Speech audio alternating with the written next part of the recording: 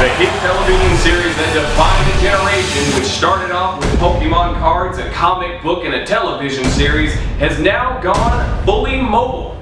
Today, OddlyLogical takes on PokemonGo. My name's DeMarcus Real. I'm Ellie Abel. And I'm Cedric Flynn. Cedric, do you want to go ahead and bring us in?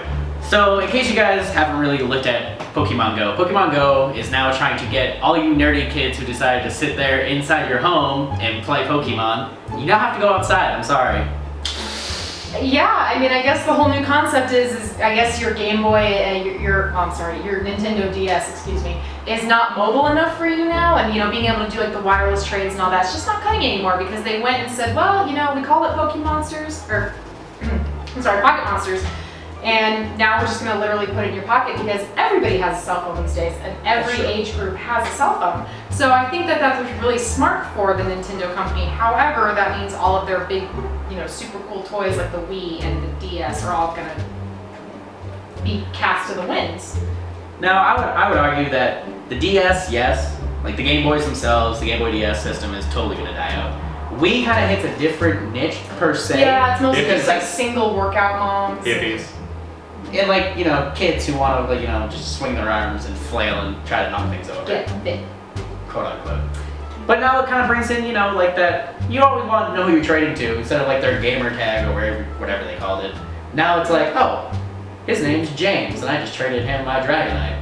It's true. I think PokemonGo is going to bring a new level of intimacy to the franchise. I mean, as we all know, Nintendo has always been really big on social interaction and families, and that's why they have been trying to bring all of their new products out to get you to interact with other people. I think this was kind of the logical next step. If you think about it, was we've established the entire Pokemon world over 19 iterations, 16 games. No one knows how many actual seasons of the show they're on now. So I think it's only natural to say, let's go ahead and take the kids who are already spending their time playing this, who are already putting their their loyalty into this franchise. Let's go ahead and take them outside and let them battle with their friends. Yeah. Now, because it's set to launch, I believe, in early of 2016, I think it's set for. Even this close to release, we really haven't heard a whole lot about what the game is actually going to be like. I know that they had one trailer that did get released that I saw. I'm not sure if they've had any more come out since then. But they do have, I guess the whole concept is that, we've already talked about, you take your cell phone, you go out and you try to find them. However, that does kind of leave a lot of room for error in the sense of how far am I going to have to travel if I want to get a legendary, or if I want to get a Dragonite. I have to go and paddle out to the middle of the Pacific, and do I throw a fishing line? Do I have an escape rope to get me out? There's all kinds of stuff that we really aren't sure about. And I know that one of the features that it did talk about was making the trading a lot easier, because I know that there's nothing worse about trying to make Pokemon more of like a team thing than trying to trade, because first of all, I have to give a Pokemon to get a Pokemon. I think those rules can go away now that we're all old enough and know how to share. But I know that it did kind of talk about, I know like in the trailer at least, there was like a Charizard in the middle of the field, and it's like, okay, well, Charizard kind of lived there, but you're not going to see an Articuno in Hawaii.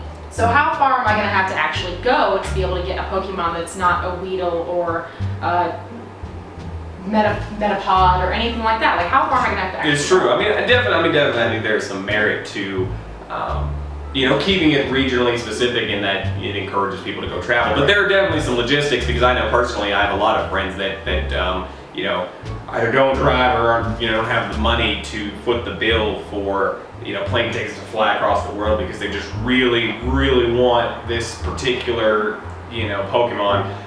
Honestly, I'm just too lazy to go that far. I mean, like, all of my Pokemon will be Caterpies, because I'm going to go out in the front yard and I'm going to be all right, cool, we're done. Fantastic. It's like the old expression, what would you do for a Klondike bar? Now it's, what would you do for a Charizard?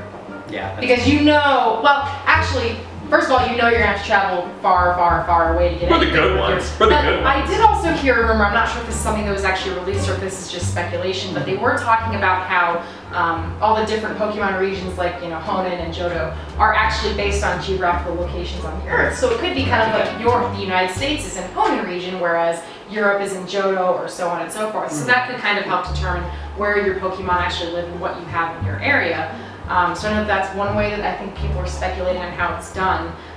So maybe that'll kind of nip it in the bud a little bit. However, I still, if I live in Johto region, there's a lot of Pokemon I'm not going to be able to get. Do I get a starter? Do I get to pick between Mystical, Squirtle, Bulbasaur, and Charmander, or do I have It's true. I mean, nothing? Like, I'll be definitely interested to see, kind of how they do that. Because I think Ellie raises a very good point in that it might actually be, geographically oriented. So, I think that it would stand to reason that, Japan will probably be the original 150. I think that they pretty much have them already. That's fine. I for can deal with that. I can give them. not if you want a Charizard. Well, nobody wants a Charizard because everyone wants a Typhlosion. So, Yeah. It's true. I take that back. I mean, now, so personally- fingers crossed we live where Typhlosion does. Right. Speaking of, so also, just in case you guys aren't aware, the map that they use actually takes account for like bathrooms, public areas that you can't necessarily access. There's just a Grimer like in your No, so a lot of people ask the question, like what if, like a Pokemon I want to capture is in the, like, what if a Pikachu rubbed into a bathroom? Like what are we supposed to do? wait for it to come out. You kick the door in, you No, run in there. so And you're not like, I'm touch so them all. sorry, This is- everybody, but I have to have that Pikachu right there. So if you could just cover up for a second, I'll be out. So it's not so it's kind of on a timer base. It's not really like, oh, they roam around. It's more of a, hey, there's a Weedle 600 feet in front of you.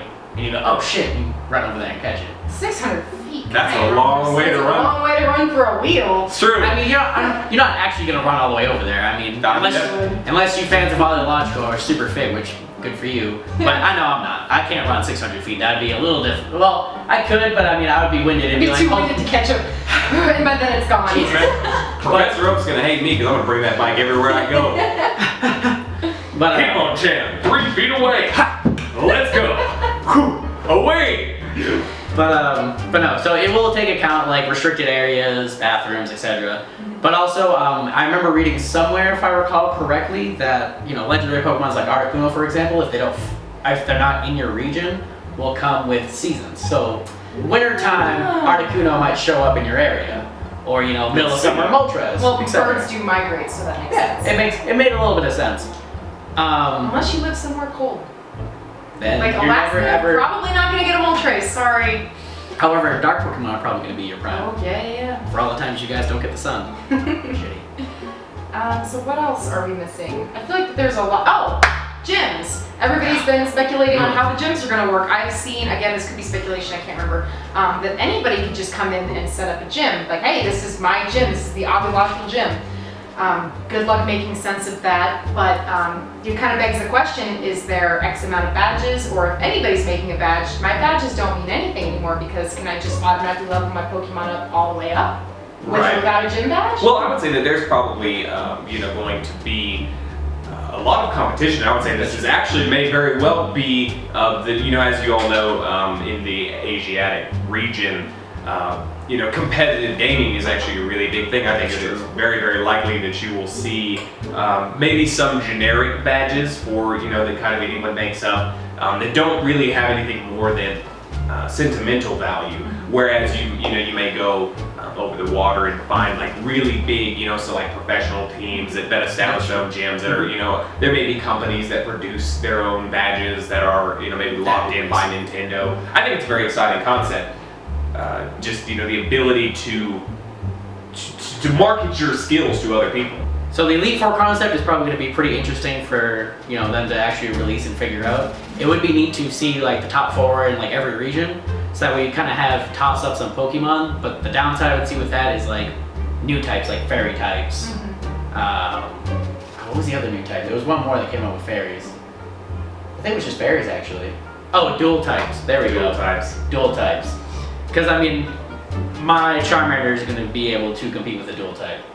That poor dude is going to get but messed up. I won't be able to compete with my Typhlosion. It's true. I mean, let's be honest here. If you have a Typhlosion, you pretty much don't need anything. Destroyer. No, that's not true anymore. That's actually not true anymore. Because now, new gen Pokemon, you have that the special train feature, where you can buff up certain stats for each of your Pokemon. So it's like competitive Pokemon trainers like Dream. Well, which I think actually might be a really good segue into another aspect that I think they may or may not incorporate into PokemonGo is as you know, Nintendo really loves fitness. You saw it with the Wii U that nobody bought, and the Dang. Well, pretty much the Wii U. We're not sponsored by Nintendo. We're not, so, by the way. you know. If anybody was wondering why we sit here and drive Wii U into the ground, It's because they're not giving It's us because any it money. actually sucks. So that said, one of the things that they always are trying to do is they're trying to give you more reasons to go be fit and work out. And one of the things that you saw in Pokemon X and Y is that you had the ability to kind of put your Pokemon through a actual gym where they were lifting weights and popping balloons and other ridiculous things. Like ripped, like. Right. So I think that maybe that would be an interesting like maybe you see like a bunch of guys with their shake bottles and their like extra schmeedy shirts. They're in the gym now and they're like in there doing curls and they're like, hey, quick! I need to get my Pikachu out here. He needs to get swole. It's just a hit motion with like a double sweat band. Right, like we're doing CrossFit together. Drinking C4. Just lonely men with gigantic arms with their Hitmonchan hands out They're there. Machops. Jeez, that's a Pokemon I actually forgot about. Machop. Yeah, Machop. Useless. Useless. What? Never. Absolutely. I never rolled around with Never. I mean, he literally is the most disappointing looking Pokemon out of all of them because then he turns into such great evolutions, but he's kind of stumpy. I don't know. Yeah, he's kind of stumpy. Very stumpy. You know what I actually really didn't like? Not the Golem, but the evolution before him, the real lumpy looking one. Hated that guy. Refused. Geodude? Between Geodude and Golem. There's a. Yeah, Graveler. Yeah. Graveler. Hate that guy. He got 2 extra arms. Man. Nope, I think we can all agree that the #1 most hated Pokemon in the world right now is Zubat. Ugh, yeah. Fuck you, Zubat. Everywhere you go. Now let that be a concept. Every time you shot one Pokemon in the office and you take like 2 steps down to get to the water machine, and now, boom, next thing you know you got Zubat. Then you can't run. Jefferson, why were you 20 minutes late to the meeting? Well, I'm sorry, but the Zubat kept I ambushing saw me. 6 Zubats on my walk from the parking lot. That's what we need. That needs to be an official excuse for What do you want society. And you know what? Actually, everyone will probably be like, I feel your pain. Yeah. I know. I feel your pain. And I saw one on the stairs. Shit was rough. Damn. And then I think that the other one, well, Magikarp, of course, because I got in a fight with it. I fought some Fisher punk-ass kid, and he had a Magikarp, and I had a Magikarp. So yeah, I took my Magikarp, and he was using Splash, and I was using Splash, and I almost had him down, and then that fucker used a Hyper Potion. That's the story of every Pokemon So I just turned the game off and restarted it, and made sure I didn't go back and fight that guy. Well, that's all the time we have for today, folks. Be sure to like and comment below what you thought of the video, as well as any discussions you actually want to bring up for us to discuss. And don't forget to check us out.